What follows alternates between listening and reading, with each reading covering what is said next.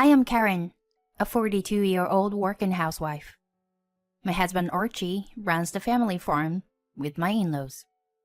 Our family consists of my husband, 2 teenage daughters, and my in-laws, making it a family of 6. I'm also involved working in the fields from early morning, assisting with vegetable sorting and shipping until evening. I handle most of the household chores as well.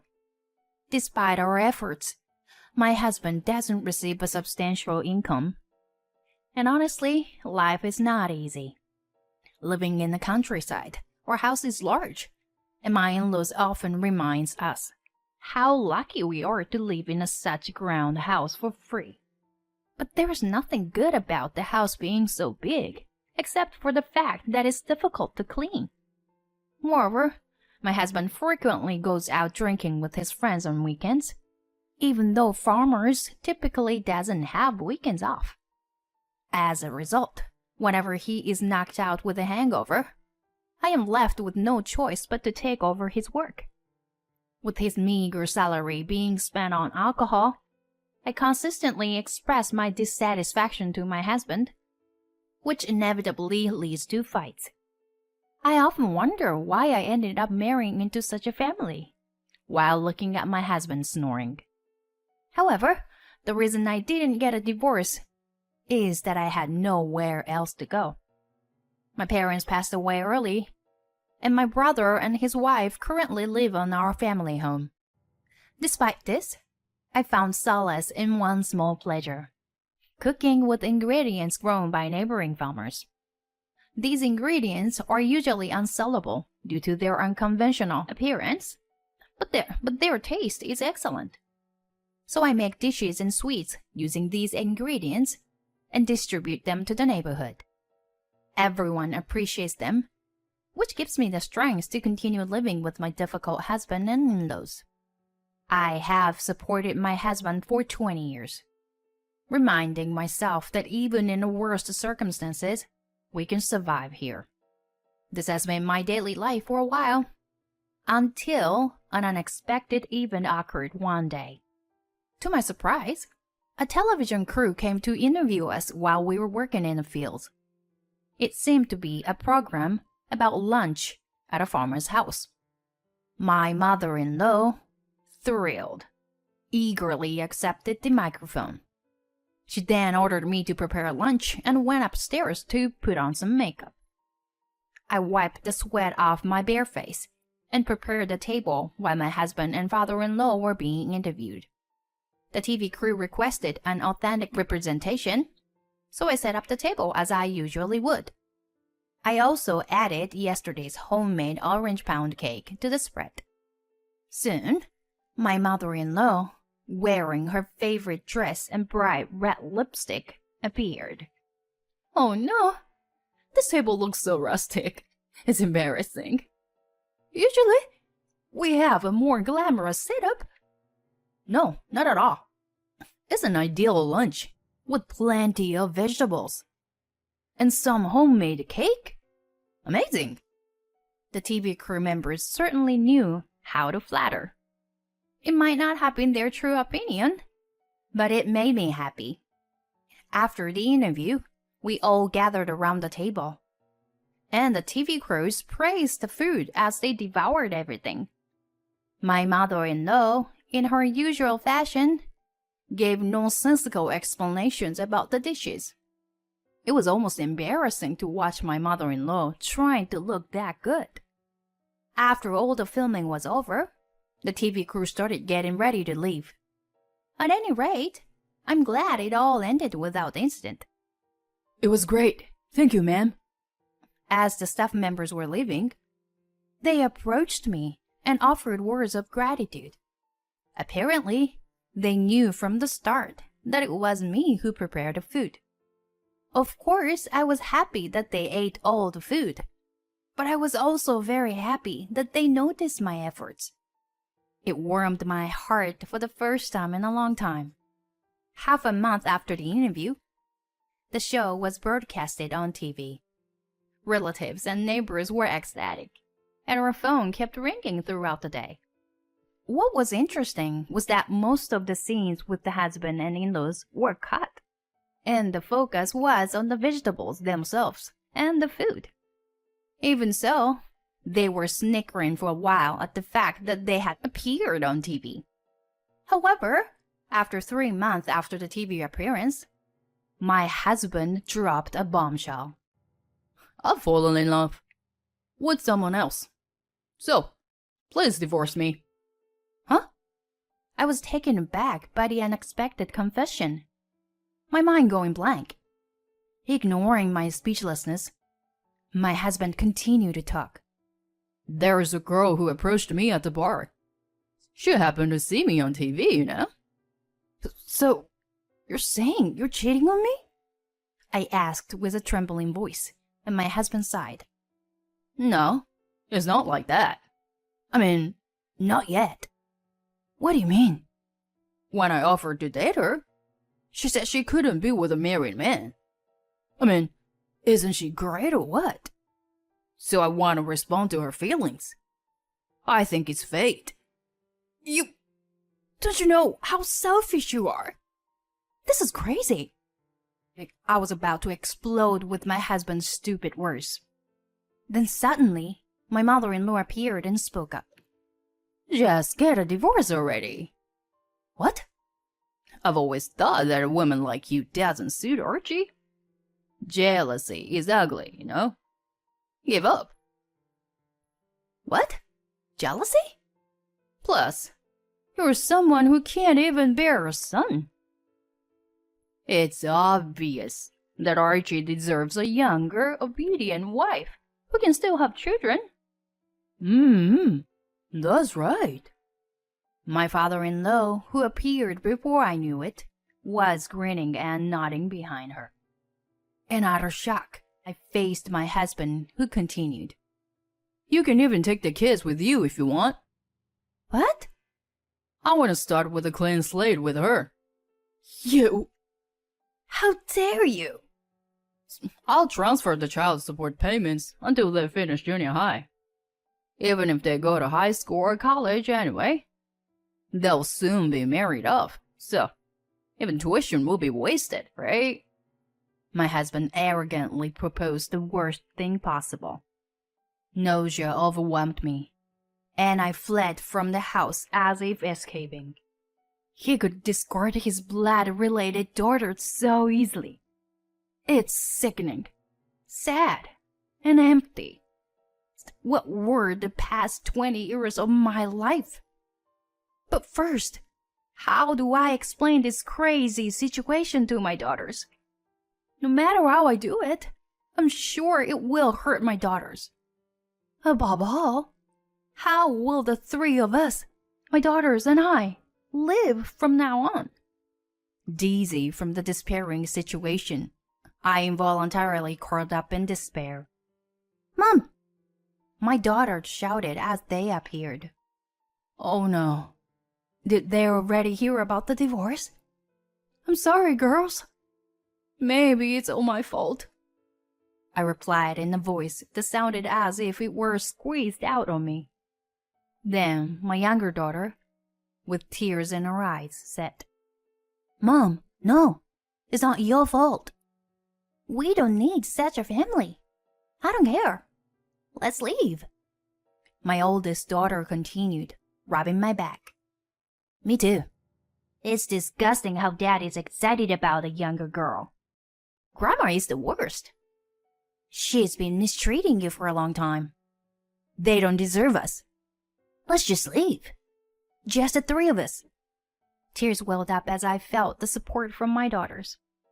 I felt a sense of pride knowing that they had both grown up to be kind and resilient individuals.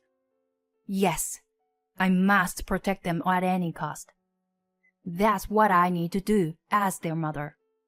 I slapped my own cheek, holding back the tears. Immediately after deciding to divorce, I contacted my older brother and his wife. They scolded me in tears, saying they wished I had consulted with them earlier. The next morning, as I packed our belongings with the children, there was commotion outside in the yard. Curious? I peeked out from the veranda and saw a young woman arguing with my husband and mother-in-law. Could that be the future bride? Just as I was thinking that, the young woman turned towards me with a demonic expression and headed my way. I instinctively took a step back, caught off guard by the force of her momentum. Is that true that you're divorcing him? I don't know what he told you, but I don't like that man at all. Oh, hey, what? I was surprised by the sudden accusation from the person I thought was my husband's affair partner. My husband and mother-in-law hurriedly approached. Hey, Emma, what are you saying? Don't you remember when you said that I was cool? I never said that. I said I was a big fan of your wife, not you. I said that so many times, didn't I? I was momentarily taken aback by the unexpected confession. Then she turned to me and started to explain. Actually, my family also runs a farm, and I help out there too. So I really admire how you can cook such a diverse range of dishes with the vegetables you've grown. I genuinely respect you, ma'am. Oh, that dishes? I prepared it, you know. My mother-in-law shamelessly throws in a lie. Then Emma glared at her. Yeah? The old lady sitting at a dining table with a face full of makeup after working in the fields. I couldn't help but burst into laughter at Emma's brutally honest remark. It just so happened that I saw your husband at the nearby table when I was out drinking with friends. So I approached him, mentioning that I'm involved in farming and that I'm a big fan of his wife. But then, yesterday, I suddenly received a message saying, I've separated from my wife. I freaked out. Oh, so that's what it is. In other words, she's also a victim. My husband's eyes dart around, his mouth slightly agape. I'm sorry it turned into such a situation. We have to come all the way here. No, I'm the one who should apologize. It's a bit awkward. It's okay, really. I actually wanted to separate from him anyway. Huh? It's become a good opportunity. Thank you. My husband's face is filled with surprise. To be honest, I think it's better too. He's such a loser. And speaking of which, don't you ever contact me again. Well done. Wait a minute, Emma. Then, my eldest daughter, who had come to the scene, glared at my husband and said, Pathetic. The next day, ignoring my husband and in-laws, we left the house. After staying with my brother and his wife for a while, we rented a small house. The divorce proceedings were also finalized. The lawyer recommended by my brother and his wife was excellent. They not only helped with the university tuition for my daughters, but also filed for compensation for the verbal abuse and malicious behavior toward me.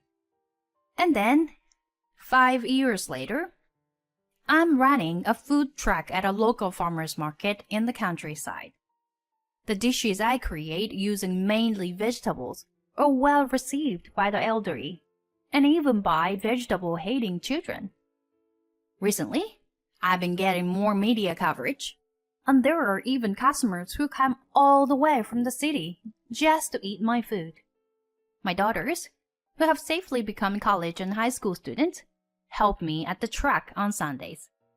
I was living busy yet fulfilling days like that, when one day, my ex-husband and ex-mother-in-law suddenly appeared at my shop. Looks like business is good. I saw it on TV. My daughter has become famous, and we are proud of it. What nonsense are they spouting out on a weekday afternoon? Huh? Daughter? What kind of joke is this? If you're not buying anything, please, leave. I came to pick you up today. Huh? your tired face on the TV screen. Well, I knew it right away. You're asking me for help, right? If you love cooking so much, why don't you open a cafe in our house? Both my ex-husband and ex-mother-in-law continue to spew convenient delusions. Years have passed, but these people haven't changed at all. Before I could respond, an employee popped her head out from the backyard. Huh? Here we go again. Delusional idiot. What the hell? My ex-husband, who was about to glare at the person who insulted him, froze in shock. Emma? Why are you here? Wearing the same apron as me. It's none other than Emma. Why? Because her father is my employer. They're even more stunned by this unexpected turn of events. Emma and I exchange glances and smirk. The thing is, after our divorce, I ran into Emma at the local supermarket. Laughing at the coincidence, we soon became close friends. In the meantime, Emma's parents hired me. We frequently visited each other's homes and had home parties. Every time, my cooking received high praise from everyone. And 3 years ago, I decided to start my own food truck. Now I have expanded the business with franchises in other states. I even started online sales, and the business is flourishing. Thanks to the bountiful goddess you guys let go, my family is secure. Oh no, Emma. You are the goddess of good fortune to me. My ex-husband was even more dumbfounded, looking at the two of us giggling and frolicking. Now is the chance to strike. By the way, Archie, I heard you fell victim to a marriage scam. Did you get your money back? Why would you? My ex-husband's face turns pale, his eyes darting around. You thought you could deceive me, thinking I knew nothing and wanted to reconcile. But too bad for you, I still have good relationships with the neighbors. When I asked them to deliver ingredients to my shop, they gladly agreed. They also tell me all about you. Lots of things. And with a smile on my face, I tell them the one thing I want them to know the most. Oh, by the way, I'm remarried now. What? That's a lie, right? The subsequent lives of my ex-husband and in-laws were miserable. They couldn't repay their debts despite selling off everything, and now they were living and working on a remote farm. They were left with no option but to work tirelessly until their last breath. By the way, my new husband is the producer at that television station. Back then, he said it was delicious and gave me his business card as he left. Apparently, there was quite a response to my cooking, and there were even discussions about a sequel. But since we ended up divorcing, the plan fell through. However, it's now being broadcast with my current food truck. Thanks to my husband's show, my food truck's popularity skyrocketed, and the business became stable. If you live earnestly and honestly, there are people who recognize your actions. Life is not as bad as you might think. Hello, what would you like today?